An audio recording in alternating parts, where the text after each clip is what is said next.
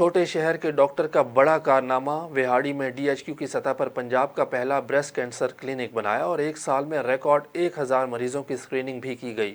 مزید بتائیں گے زاہد جمیل۔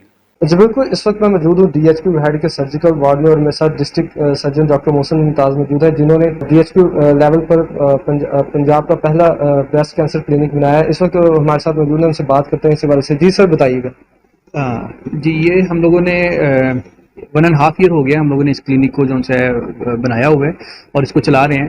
اس کے بنانے کا مقصد یہ ہے کہ جو بریسٹ کینسر ہے، جو کہ ہمارے پاکستان میں بھی اس وقت الارمنگ سچویشن میں جو رائز ہو رہا ہے، تو اس کو دیکھتے ہوئے اس کو انکاؤنٹر کرنے کے لیے ایک بریسٹ کی اویئرنیس، کینسر کی اویئرنیس کے لیے اور اس کی ارلی تشخیص کے لیے ہم لوگوں نے ایک کلینک بنایا ہے، جہاں پہ ہم ایک کمفرٹیبل انوائرمنٹ دینے کی کوشش کرتے ہیں۔ ہر پیشنٹ کو ہم اپنے لیفلیٹس اور لٹریچرس دیتے ہیں تاکہ وہ اس کو پڑھے، اس کو دیکھے کہ اس میں کوئی اس کی چھاتی میں کوئی چینجز تو نہیں آ رہی۔ اگر کوئی چینجز آ رہی ہے، کوئی پرابلم آ رہا ہے، تو وہ اپنے کلینیشین سے رابطہ کرے۔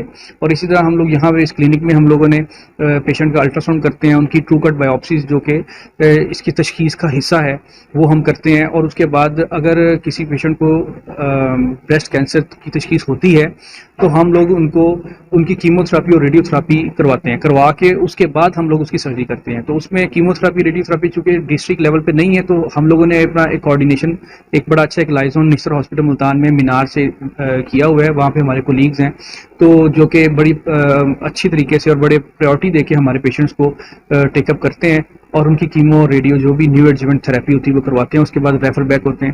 اس کے 2 فائدے ہیں کہ ایک تو یہ ہے کہ ہمارے ٹرشی کیئر لیول پہ برڈن کم ہوتا ہے اور پیشنٹ جو سے ہیں وہاں پہ جاتے ہیں صرف کیمو کے لیے، اور سرجری جو سی ہیں وہ یہیں پہ ہوتی ہیں، اور پیشنٹ کو اپنے ہوم گراؤنڈ میں، مطلب اپنے ایک ڈومیسٹک جگہ پہ بھی اس کو مزید ایسے ہی۔ سر، خواتین میں کچھ مسکنسیپشنس بھی ہو جاتی ہیں کہ نیڈلس نہیں لگوانی، جو الٹرا ریسز ہوتی ہیں اس کا علاج نہیں کروانا، اور جب یہ بیماری زیادہ بڑھ جاتی ہے تو وہ پھر ادھر کا رخ کرتی ہیں، تو اس حوالے سے سر بتائیے۔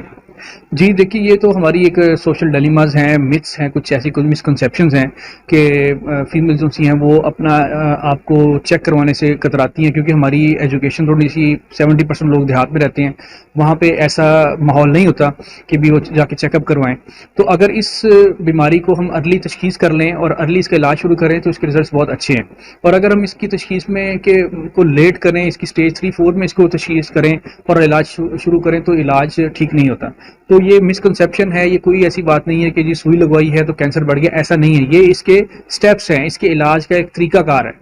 تو میرے حساب سے جس بھی خواتین کو کوئی بھی مسئلہ آ رہا ہے چھاتی کے حساب سے، تو وہ لازماً اپنے علاقے کے ڈاکٹر کو چیک اپ کروائے اور اپنا علاج شروع کروائے۔